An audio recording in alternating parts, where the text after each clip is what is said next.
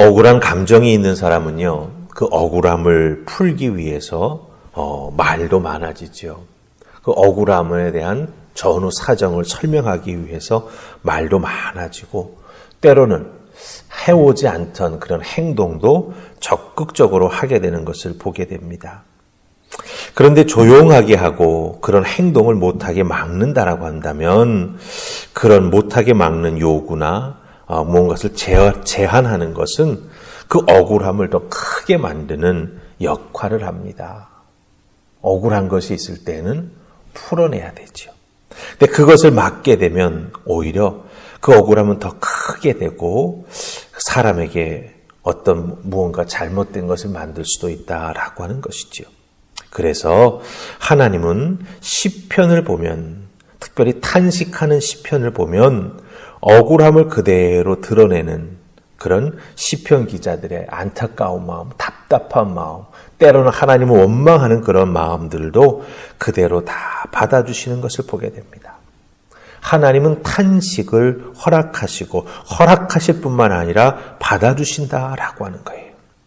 그 억울함을 하나님께 가지고 나와 하나님 앞에 그대로 토로하는 것을 하나님은 듣고 또 듣고 들어주신다라고 하는 것입니다. 욥은 고난당하는 이유를 모릅니다. 그러니 정말 억울하고, 아니 억울한 것을 넘어서서 자신의 그 무너져 내림 앞에서 어찌할 바를 몰라 하고 있는 거죠. 왜? 존재 자체가 무너져 내리고 있기 때문이지요. 그래서 하나님 앞에서 욥은 탄식하는 것입니다. 따라서 하나님 앞에서 탄식하는 것, 하나님 앞에서 자기의 억울한 감정과 마음을 있는 그대로 하나님 앞에 고백하는 것은 사실은 하나님을 향해 나아가 해결하고 싶은 답답한 마음의 표시이고, 또한 그 영혼의 치유가 일어나는 중요한 방편이 된다라고 하는 거예요. 그렇기 때문에 우리가 어렵고 힘든 상황에 놓이게 된다면 하나님 앞에 나아가는 것 참 중요하고, 결론부터 말씀드리자면 하나님 말씀을 잘 읽는 것, 그것이 우리들 인생의 고난을 이겨나가고 억울한 마음을 이겨나가는 중요한 열쇠가 된다라고 하는 겁니다. 자, 그럼 욥은 그 억울한 상황 속에서 어떻게 했을까? 오늘 말씀을 통해서 살펴보십시다. 우리 11절입니다. 11절 다 찾으셨죠? 같이 읽습니다. 자, 시작. 그런즉 내가 내 입을 금하지 아니하고 내 영혼의 아픔 때문에 말하며 내 마음의 괴로움 때문에 불평하리이다. 아멘. 욥이 뭐라고 말합니까? 자기에게 고난이 있고 자기에게 찾아오는 이 고난의 그 원인을 내가 알지 못하기에 너무나 억울한 마음이 든다. 그렇기 때문에 하나님 앞에 그 부분에 대해서 말하고 그 부분에 대해서 불평하겠다라고 선언합니다.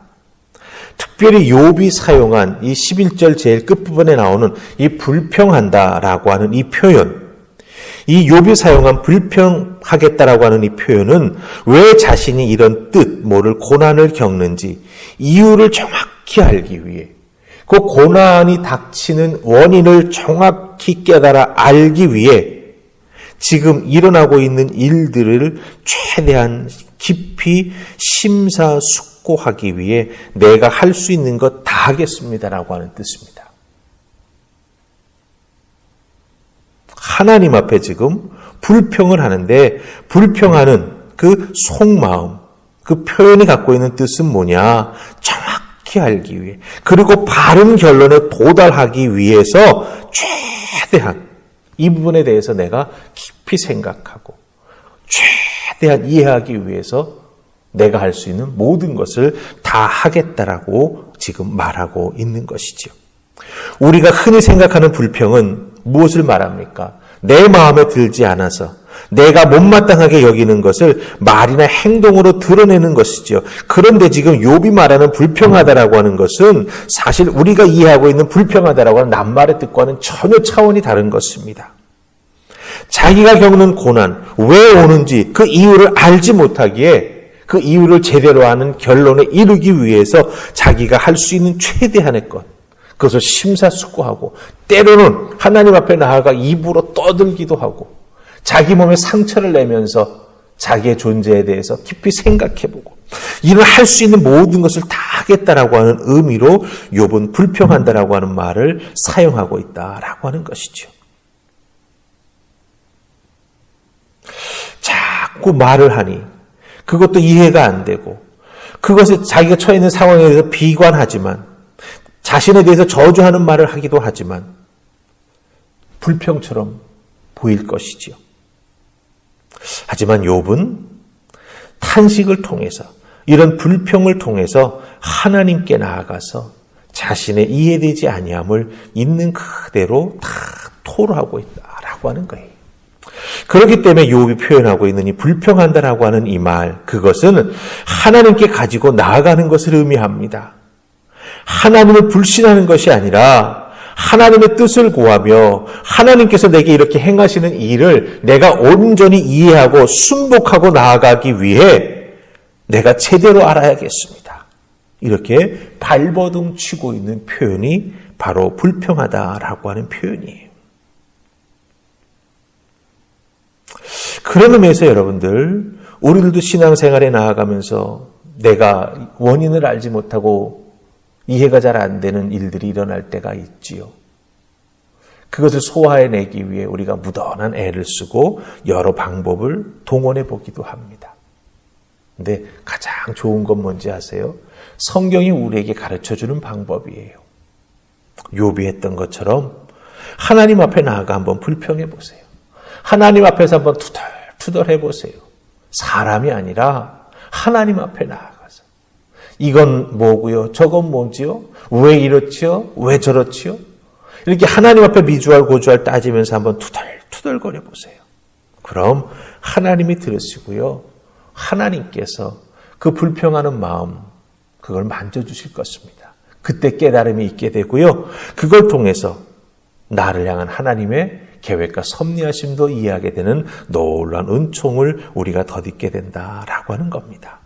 사람에게 하는 불평은 문제가 됩니다.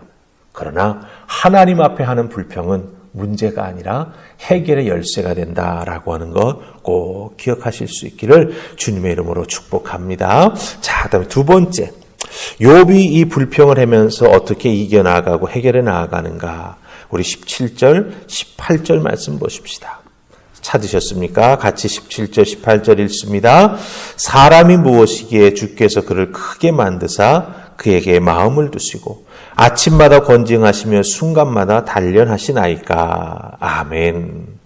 우리가 이 17절, 18절 말씀 딱 읽으면서 어디선가 들어본 것 같은데 이런 느낌 딱 들지요. 예, 맞습니다.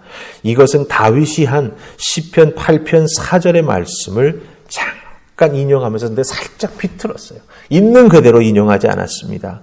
시편 8편 4절에서 다윗은 이렇게 말합니다. 사람이 무엇이기에 주께서 그를 생각하시며 인자가 무엇이기에 주께서 그를 돌보시나이까. 이렇게 다윗은 자기의 인생의 고난을 겪으면서 그 하나님 주신 은혜를 깨달아 알았기 때문에 하나님을 찬양했지요. 그런데 아직 욥은 그 부분이 이해가 되지 않고 있는 거예요. 그래서 다윗의 시편의 말씀을 인용해서 그것을 한번 살짝 비틀어서 말합니다. 그래서 17절, 18절 말씀 보면 사람이 무엇이기에 주께서 그를 크게 만드사 그에게 마음을 두시고 여기까지는 다 비슷하죠. 근데 아침마다 권징하시며 순간마다 단련하시나이까. 이 뒷부분을 살짝 꼬았어요. 권징한다라고 하는 말은 시험한다라고 하는 뜻입니다. 왜 하나님 이렇게 사람을 크게 만드시고 하나님 마음에 두셨다라고 하면서 아침마다 즉 날마다 그 사람을 하나님 마음에 두신 사람을 시험하십니까? 라고 묻는 거예요. 내 잘못이 무엇인지 하나님 그렇게 찾으셔야만 하겠습니까? 이렇게 묻고 있는 겁니다. 그 다음에 또 하나 나오는 게 뭡니까? 단련하다라고 하는 이 표현이죠. 영어 성경을 보면 이 단련하다가 테스트라고 되어 있습니다. 즉, 이 단련하다라고 하는 말은 무엇을 뜻하냐 하면 욥의 진정성을 확인하려고 하나님이 자꾸 하나님의 자, 하나님의 판단의 기준, 하나님의 말씀, 하나님의 의, 하나님의 기준을 욥에게 자꾸 자꾸 적용하고 있다라는 것입니다. 다윗, 지금 욥은 그걸 느끼는 거예요. 그래서 다윗의 시편의 그 놀라운 말씀을 가져다가 한번 살짝 비틀면서 하나님 왜 나에게는 자꾸 시험하시고 나에게는 자꾸 이렇게 확인하십니까? 너무 과하다라고 하는 말을 하고 있는 거죠.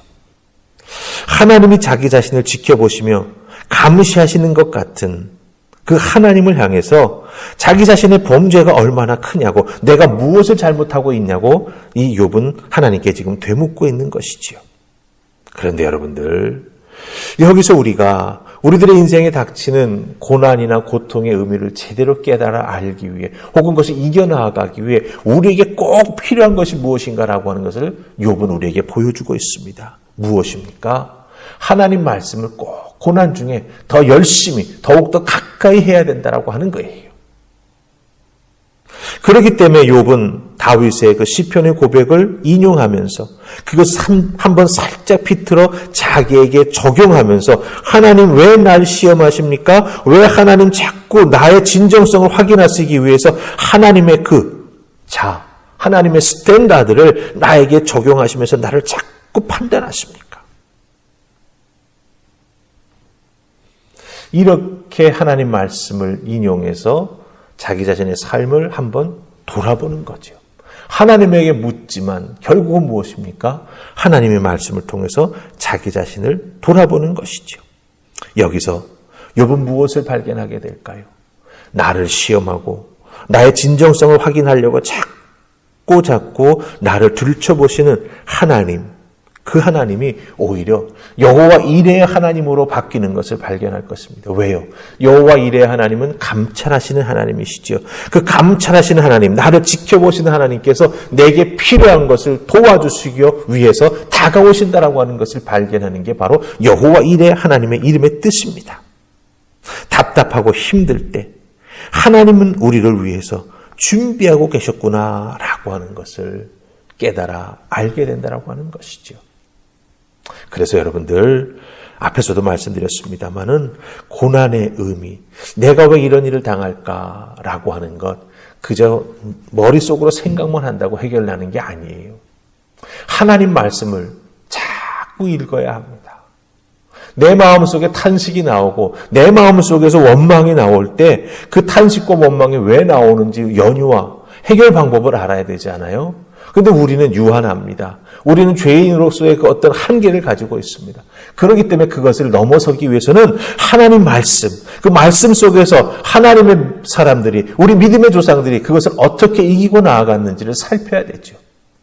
거기에서 우리는 통찰력을 얻을 수 있고, 말씀의 은혜와 능력으로 우리를 치유하시고 우리를 만지시는 하나님의 손길도 우리가 그 말씀을 가까이 할 때 우리가 깊이 체험하게 된다고 하는 것입니다. 고난 중에 있으십니까? 내 인생이 이해가 되지 않습니까? 그렇다고 한다면 힘들지만, 정말 잘 안 읽혀지지만 하나님 말씀을 더 가까이 해야 됩니다. 정말 더 가까이 해야 됩니다. 그때 풀립니다. 그때 이해가 됩니다. 그때 하나님께 감사할 수 있게 됩니다. 꼭 하나님 말씀 더욱더 가까이 하면서 여러분의 삶의 어려움을 잘 이겨나가시는 하나님의 사람들 다 되시기를 주님의 이름으로 축복하고 부탁합니다. 아멘. 우리 기도하십시다. 좋으신 하나님 은혜 감사합니다. 오늘도 부르시고 도우셔서 말씀을 통해 깨우침 주시니 고맙습니다. 욥이 우리에게 보여준 억울하고 이해가 안 되고 내 삶에 왜 이런 고난이 계속 머무를까 답답할 때 어떻게 했는지 깨달아 알게 하옵소서. 욥은 불평했습니다. 그러나 우리가 알고 있는 불평이 아니라 하나님 앞에 나아가 자기의 느낌을, 자기의 감정을 있는 그대로 다 털어놓았습니다. 그리고 말씀을 붙잡았습니다. 오히려 말씀 속에서 답을 찾기 위해 욥은 하나님 말씀을 자기 자신에게 적용해 봅니다. 한번 비틀어 보기도 합니다. 거기에서 깨닫고 발견하는 하나님의 은혜와 하나님의 사랑이 있습니다. 우리도 욥 따라 하나하나 잘 행하게 하옵소서. 그걸 통해서 어렵고 힘든 상황을 이겨나가게 하시고 오히려 그 상황 속에서 나를 도우시려고 다가오시는 여호와 이레의 하나님을 발견하는 놀라운 하늘의 은혜를 더하여 주시옵소서. 오늘 하루도 주신 말씀 마음에 깊이 담고 행함으로 살아가는 우리가 되기를 소원하옵고 예수님 이름으로 기도하옵나이다. 아멘.